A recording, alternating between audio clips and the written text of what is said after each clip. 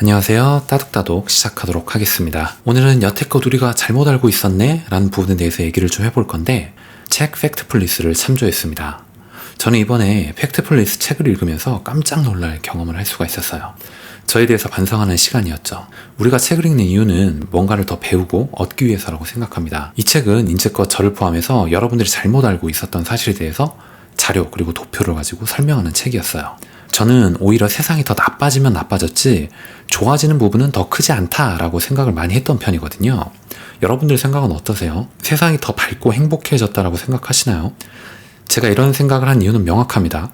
바로 언론과 기사 때문이에요. 온갖 자극적이고 극단적인 기사를 통해서 사람들을 자극합니다. 대중의 이목을 끌기 위한 수단일 뿐이라는 걸 알고 있었지만 말이죠. 근데 이렇게 책을 통해서 올바른 데이터 그리고 올바른 통계를 봤음에도 불구하고 사람들의 인식은 곧바로 크게 바로 바뀌지는 않는다라고 해요. 이 책을 읽는다고 해서 우리의 생각이 곧바로 또 바로 바뀌진 않을 겁니다. 그래도 의식적인 연습 그리고 실천을 통해서 다시 한 번 더 생각해보고 고민해보면 된다고 말하는 거죠. 저 또한 이 책의 마지막에 얘기했던 다시 생각하기의 힘에 대해서 늘 의식해야 되겠다는 생각이 들었습니다. 제가 얼마 전에 읽었던 책이 있는데 애덤 그랜트가 쓴 Think Again 이라는 책입니다. 그 책의 주요 골자는 뭐냐면, 다시 한번 생각해라. 아무리 전문가라도 완벽하지 않다. 우리가 지금 뭔가 속해 있는 분야에 대해서만 알고 있지 다른 분야로 조금만 한 발자국만 벗어나도 그 분야에 대해서 모르는 것 투성이다. 너무 다급하게 결정하지 말고 한 번만 더 생각해봐라 라는 내용이었는데, 그 책과 내용이 좀 일맥상통하는 게 있네요.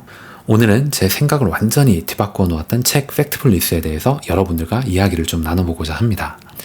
오늘 리뷰를 좀 들어보시면 여러분들도 분명히 한층 더 업데이트된 걸 느끼실 수가 있을 거라 확신해요. 이 책의 첫 장을 보면 컬러를 통해서 아주 인상적인 그래프를 보여주고 있는 걸 볼 수 있습니다. 가로축은 소득이고요. 세로축은 수명이에요. 이 그래프는 소득이 높아질수록 수명도 높아진다, 우상향한다라는 걸 보여주는 그래프인데, 이 그래프를 보고 저는 두 가지가 굉장히 인상이 깊었습니다. 주요한 결론 두 가지를 이끌어낼 수가 있었는데, 개인적으로 제 머리에 딱 떠올랐던 건데, 첫 번째는 우리 모두 알고 있는 것처럼 소득이 올라갈수록 인간의 기대 수명은 높아진다라는 거예요. 이건 누구나 알고 있겠죠. 두 번째는 소득과 수명이 둘 다 높은 곳을 차지하는 곳은 유럽이 대부분이었고요. 소득과 수명 둘 다 낮은 곳은 아프리카 대륙 그리고 아시아 일부 지역이었다는 겁니다. 이 그래프에서 의외였던 것이 뭐냐면 코스타리카, 칠레, 쿠바, 이스라엘 같은 나라들이었는데, 이 나라들이 상당히 상위권을 차지하고 있었다는 거예요.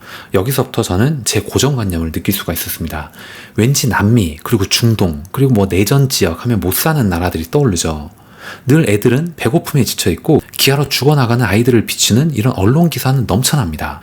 자연스럽게 저는 그 기사들에 노출되어 왔던 것이 아닐까라는 생각이 좀 들었어요. 책은 크게 11개의 챕터로 구성이 되어 있는데, 인간의 본능으로 나눠두었다는 사실이 매우 흥미로웠습니다. 인간의 특성이 이렇기 때문에 우리는 오해를 할 수밖에 없다. 전혀 이상한 것이 아니다. 다만 우리는 의식적인 노력을 통해서 이러한 고정관념에서 벗어나야 된다라고 말하는 거죠. 책은 상당히 두꺼운 편에 속합니다. 그러나 중간중간 그래프 그리고 도표 그리고 그림 자료가 워낙 많아요. 그래서인지 정말 재밌게 쑥쑥 진도를 뺄 수 있었던 것 같습니다. 책은 역시 제 개인적으로 생각하기에는 쉽고 재밌어야 맛입니다. 아무리 좋은 책도 재미가 없으면 읽히지가 않기 때문이에요. 이 다음엔 우리 세계가 어느 정도 수준에 올라와 있는지라고 물어보는 이 어떤 질문 사항에 대한 거 얘기를 좀 해볼 건데, 이 책에서는 좀 질문을 몇 개 합니다. 13가지 질문인데, 우리 여성들의 교육 기간이 늘었다라고 생각하시나요? 혹은 전기를 제공받지 못하는 나라가 몇 군데나 있다라고 생각하시나요? 멸종위기의 동물이 3종류였다면 지금 시간에 봤을 때 이 멸종위기 동물이 늘었을까요? 줄었을까요? 이런 질문들입니다. 저 또한 이 질문에 답하면서 제가 얼마나 틀에 박혀있는 생각을 하는 사람인지를 좀 느꼈습니다. 여러분들이 얼마나 알고 있고 어떤 생각을 가진 사람이었는지 5분 만에 판단할 수가 있어요. 의외로 세상은 우리가 생각하는 것보다 훨씬 더 밝고 발전적이라는 걸 느껴야 됩니다. UN 그리고 세계은행 통계 자료가 그렇게 얘기를 하고 있어요. 이것은 논쟁의 여지가 없습니다. 논의를 하고 말고 할 사안이 아닌 거예요. 그냥 전 세계의 전기 공급은 무려 80%에 달하고 있고요. 여성과 남성의 교육 기간은 불과 1년 차이밖에 나질 않습니다. 그리고 전 세계 1세 아동 중에 어떤 질병이든 간에 예방접종을 받은 비율은 무려 80%가 넘습니다. 엄청나죠? 그리고 전 세계 인구의 70%는 중산층이에요. 이 극빈층에 사는 사람은 전 세계 인구의 약 10%, 대략 7억 명 정도입니다. 우리가 아주 잘못 알고 있었던 거죠. 재밌는 사례 중에 하나를 말씀을 드려볼게요. 바로 항공기에 대한 공포 이야기였습니다. 우리는 기본적으로 공포 본능을 가지고 있어요. 그렇기 때문에 인간이 지금까지 생존할 수는 있었겠죠. 이 공포라는 건요, 대중들을 흔들기에 아주 좋은 재료입니다. 언론은 끊임없이 사고에 대해서 얘기를 해요. 하지만 실제 통계 자료를 보면 항공기 사망자는 기하급수적으로 줄고 있습니다. 2016년을 기준으로만 봐도 고작 사고율은 0.000025%입니다. 얼마나 적은 수치인지는 말하지 않아도 여러분들도 아실 거라고 생각해요. 이제는 더 이상 비행기를 타는 일이 위험한 일이 아닌 겁니다. 1930년도의 생각을 지금까지 할 필요는 없다는 거죠. 1960년대를 기점으로 사고율이 현저하게 줄어들고 있기 때문입니다. 이번에는 종교와 출산율에 대한 얘기를 좀 해볼게요. 과연 종교에 따라서 출산율이 다를까? 저는 개인적으로 그렇게 생각을 좀 했거든요. 아마 누구나 좀 이런 생각을 했을 수도 있을 거라 생각을 하는데, 괜히 왠지 모르게 히잡을 두르고 다니는 나라의 여성, 그리고 혹은 인도나 중국의 여성, 혹은 유럽 선진국의 여성은 뭐 이런 방식으로 말이죠. 그러나 그건 우리의 고정관념일 뿐입니다. 언론은 우리에게 극단적인 사례를 굉장히 많이 비출 뿐이에요. 시청률이 곧 그들의 매출이자 인기의 요인이기 때문이죠.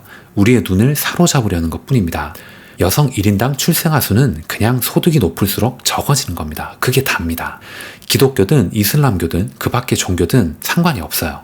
어떤 종교든 동일한 형태의 그래프를 보이고 있습니다. 그러니까 책에서는 4단계의 단계에 속해 있는 국가라고 얘기를 하고 있는데, 고소득 국가거든요.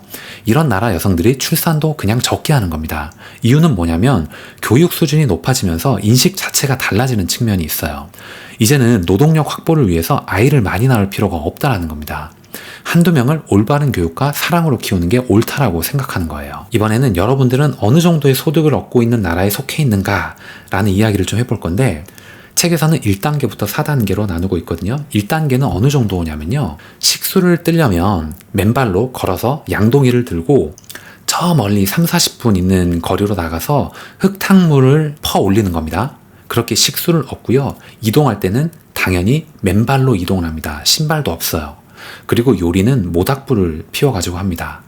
식사는 모래와 흙이 섞인 이런 밥들을 먹고 있고요. 잠자리는 흙바닥까지는 아니더라도 그냥 흙바닥 위에 담요 정도, 그냥 모포를 덮은 정도 위에서 자는 겁니다.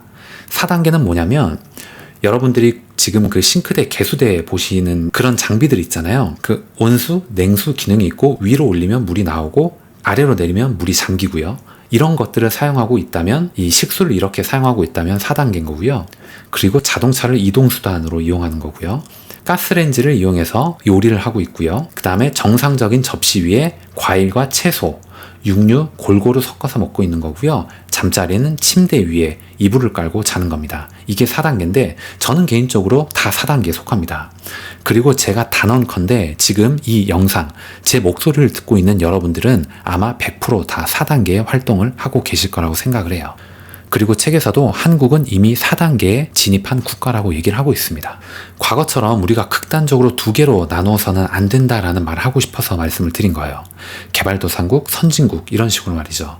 극빈국, 선진국 이런 식으로 말입니다. IMF에서는 이제 개발도상국이란 단어 사용을 금지하겠다라고 합니다. 유엔이 힘쓴 결과이기도 하죠. 세상의 대부분 사람들은 사실 2에서 3단계에 존재하고 있어요. 다 중산층이란 얘기입니다. 적어도 자전거를 타고 다니고, 적어도 신발은 신고 다니고요. 적어도 어떤 매트리스 같은 데 위에서는 잠을 잡니다. 그리고 가열기기를 통해 가지고 음식을 조리해 먹고 있고요. 그만큼 기아에 굶주리는 극빈층의 나라가 사라져가고 있는 겁니다. 이와 함께 우리가 생각해 볼 수 있는 건 뭐냐면, 그렇다면 아시아와 아프리카의 발전 가능성이란 부분입니다. 책에서는 굉장히 크게 보고 있어요. 이 내용은 제가 얼마 전에 읽었던 2030 추계전환 마우로 기에엔이 쓴 책인데요. 이 책에서도 자주 나오죠. 아주 천천히 그리고 느린 속도로 발전을 하긴 하지만 어쨌거나 경제는 계속해서 발전한다라는 겁니다. 책에서는 거북이는 돌이 아니다라는 식으로 표현을 해요. 그러니까 거북이가 아주 천천히 움직이곤 있지만 그렇다고 해서 거북이를 돌이라고 부르진 않지 않느냐. 조금씩 이동한다라는 겁니다. 어쨌거나 이렇게 아주 천천히 느린 속도로 발전을 하지만 어쨌거나 경제는 계속해서 발전을 한다라는 것이고, 이렇게 되게 되면 중국, 인도, 아프리카의 엄청난 인구가 삶의 수준이 발전하게 되겠죠. 인구수로 비교하면 유럽과는 비교도 안 될 정도로 많은 인구입니다. 그렇게 되면 시간이 지날수록 경제를 주도하는 축도 바뀐다라는 것이죠. 길게 그리고 장기적으로 보면 이것은 투자하시는 분들에게도 좋은 팁이 될 거라는 생각이 드네요. 오늘 이야기를 두 문장으로 다시 한번 정리를 한번 해보겠습니다.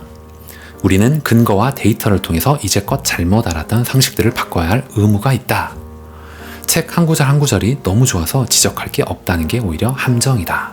오늘 여러분들이 알고 있었던 상식에 대해서 이 리뷰를 보시면서 생각과 의견을 댓글로 남겨주시면 되겠습니다. 오늘 말씀드렸던 내용이 여러분들께 조금이라도 도움이 되셨거나 재밌게 들으셨다면 좋아요 그리고 구독 꼭 부탁드리겠습니다. 다음 시간에 더 좋은 내용, 더 좋은 콘텐츠를 가지고 인사드리도록 하겠습니다. 감사합니다.